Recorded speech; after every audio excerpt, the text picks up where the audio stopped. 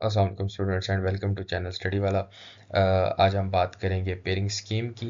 पंजाब के तमाम बोर्ड्स के लिए जो है या स्मार्ट सिलेबस की बात करेंगे जो इस दफ़ा फर्स्ट ईयर के पेपर के लिए फॉलो किया है।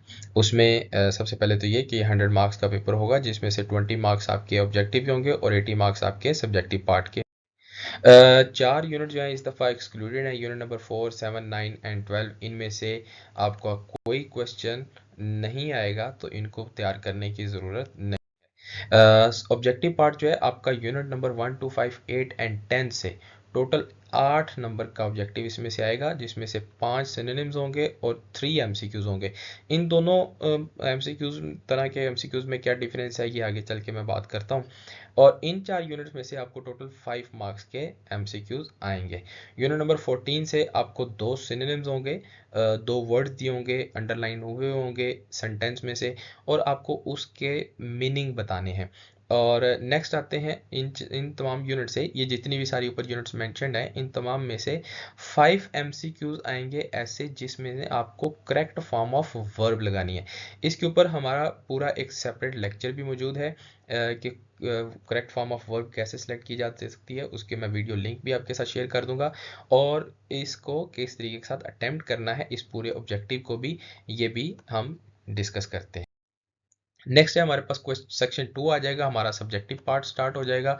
उसमें जो सबसे पहले क्वेश्चन नंबर 2 होगा उसमें आपको unit number 1, 2, 5, 8 and 10, in 5 units में से आपको 10 शॉर्ट क्वेश्चंस दिए जाएंगे जिसमें से आपको 7 अटेम्प्ट करने हैं।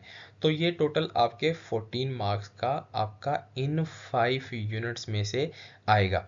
इनमें से भी जो सबसे ज़्यादा इम्पोर्टेंट यूनिट्स हैं वो यूनिट नंबर 10 और unit number 8 and unit number 1, ये काफ़ी ज़्यादा इम्पोर्टेंट यूनिट्स हैं और इनको खास करके तैयार कीजिएगा।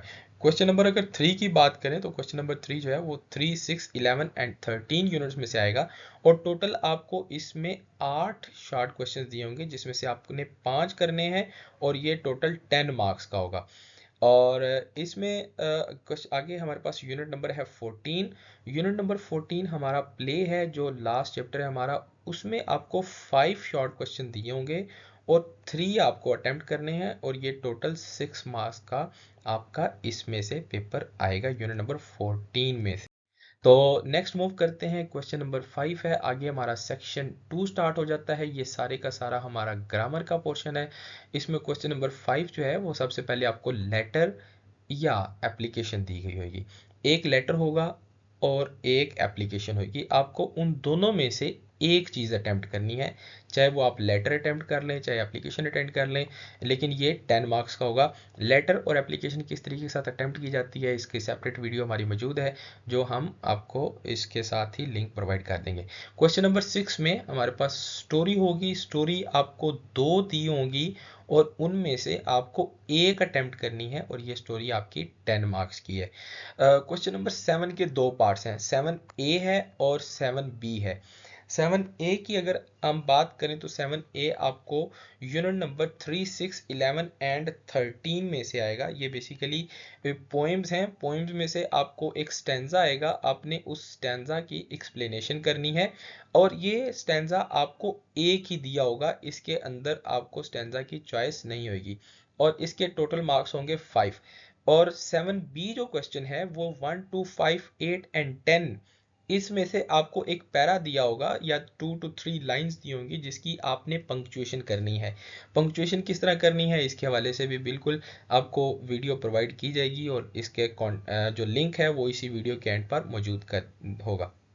ये 5 मार्क्स का आएगा। आगे क्वेश्चन नंबर 7 इसका पार्ट सी है, वो पेयर ऑफ वर्ड्स का है। ये ग्रामर की बुक में से आएगा। इसमें आपको 8 पेयर ऑफ वर्ड्स दिए हुए होंगे और आपने 5 उसमें से अटेम्प्ट करने हैं। तो ये क्वेश्चन हमारा 7 हो गया। 7 क्वेश्चन नंबर 7 के टोटल 15 मार्क्स हैं, इन इस पूरे क्वेश्चन के 15 मार्क्स हैं। आगे नेक्स्ट मूव करते हैं, क्वेश्चन नंबर 8 है। क्वेश्चन नंबर 8 हमारा ट्रांसलेशन के हवाले से। अब वो ट्रांसलेशन किस यूनिट से आएगी? Unit number 1, 2, 5, 8 and 10। इनमें से भी unit number 10 and 8 is the most important for translation. Point of view. तो ये ट्रांसलेशन जो है ये आपको 15 मार्क्स की आएगी। और क्वेश्चन नंबर 8 जो है ये सिर्फ उन स्टूडेंट्स के लिए है, ये जो पैराग्राफ अटेम्प्ट करना चाहते हैं, ट्रांसलेशन अटेम्प्ट नहीं करना चाहते, तो उनके लिए ये क्वेश्चन होता है और इसके भी marks same as it is 15 marks ही होंगे। तो इट मीन आपको क्वेश्चन नंबर 8 में चॉइस मिलती है पैराग्राफ अटेम्प्ट करने की, ऐसे अटेम्प्ट करने की, या आपको ये ट्रांसलेशन करने की। अब आपको थोड़ा सा एग्जांपल बताते हैं कि किस तरीके के साथ एमसीक्यूज होंगे। अब ये एमसीक्यूज आपको सबसे पहले आपका ये पार्ट ए होगा जिसमें क्या कहा गया है, option in meaning to the underlined words. ठीक है, आपने सिनोनिम्स बताने हैं। ठीक है, सिनोनिम्स आपने बताने हैं कि अभी ये अंडरलाइंड वर्ड हैं, इसका इनमें से क्या सिनोनिम है। और ये जैसे इमिशन लिखा हुआ है, इमिशंस, तो इसमें से इसका क्या मीनिंग है। आपको इन 4 ऑप्शंस में से एक ऑप्शन सिलेक्ट करके आपको इसका बताना है। मूव करते हैं। नेक्स्ट क्वेश्चन जो है सेक्शन हमारा बी होता है, ये भी ऑब्जेक्टिव पार्ट ही है।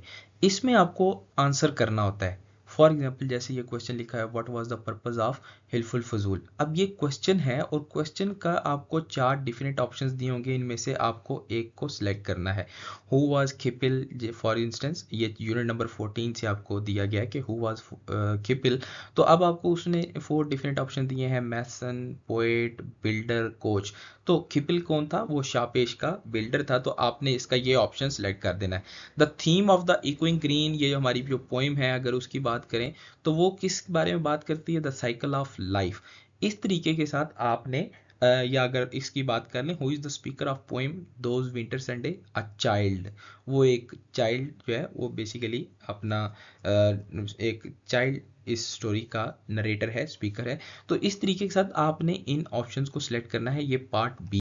आपको अभी डिफरेंस पता चल गया होगा कि एमसीक्यूज क्या हैं और सिनोनिम्स वाले एमसीक्यूज इनमें क्या डिफरेंस है। फिर आ जाएगा क्वेश्चन पार्ट सी आ जाएगा जिसमें हमें वो लगाने हैं करेक्ट फॉर्म ऑफ वर्ब।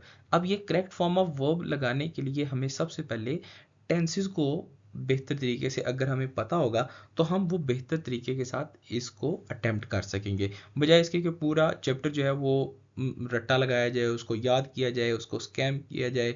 उससे बेटर है कि आप पहले टेंसेस को सीखें। उसके लिए भी हमारी वीडियोस यूट्यूब चैनल के ऊपर मौजूद हैं, आप उन टेंसेस को देखें, उन टेंसेस की प्रॉपर प्रैक्टिस करें, तो आपका ये वाला जो अटेम्प्ट है वो ईजी हो जाएगा। मैं आपको एक एग्जांपल देता हूँ। It's question number 18। हम देखते हैं, खिपिल dash his body in a sitting posture. या अभी ये क्वेश्चन नंबर 19 है हमारे पास, music of strange lands band with Islam's fire dash, या Barry dash डिजेक्टेडली in a corner. अब ये इसमें हमने देखना है कि हमें कौन सा टेंस इन ऑप्शंस में से करेक्ट फॉर्म ऑफ वर्ब हम यहाँ पे लगा सकते हैं। इसी बात कर लेते हैं, करेक्ट फॉर्म ऑफ वर्ब की बात कर लेते हैं। Music of strange lands with Islam fire, क्या ऑप्शन आ सकता है। अब पोएम के पॉइंट ऑफ व्यू से भी हमें देखना है, ये एक ऐसे काम की बात कर रहा है जो ऑन गोइंग, एक ऐसा काम जो फैक्ट बन चुका हुआ है। ठीक है, अब फैक्ट या हैबिट या रेगुलर एक्शन कौन से टेंस में आता है, हमारे पास प्रेजेंट इंडेफिनिट टेंस में आता है। तो प्रेजेंट इंडेफिनिट टेंस में ये जो वर्ब है इसका क्या तरीकाकार होगा, वो हम कहते हैं कि जो वर्ब आता है वो अपने साथ एस या ई एस लेकर आता है। तो जब एस या ई एस लेकर आएगा तो यहाँ पे हमने देखना है कि ये किस चीज़ की बात कर रहा है, म्यूजिक ऑफ स्ट्रेंज लैंड्स। तो ये म्यूजिक की बात कर रहा है, यहाँ पर music of strange land as a singular आया है। तो सिंगुलर होगा तो अपने साथ एस या ई एस लेकर आएगा। तो ब्लेंड है तो ब्लेंड के साथ ई एस तो लग नहीं सकता, एस ही लगेगा। तो हमारे पास ये करेक्ट ऑप्शन इसका होगा। ठीक है, फॉर एग्जाम्पल इसकी बात कर लेते हैं, बैरी dash डिजेक्टेडली in a corner.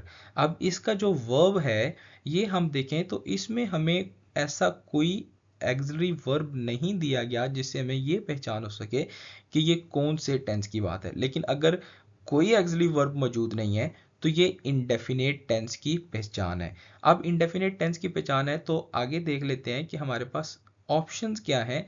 Seat, sits, sitting, had, seat.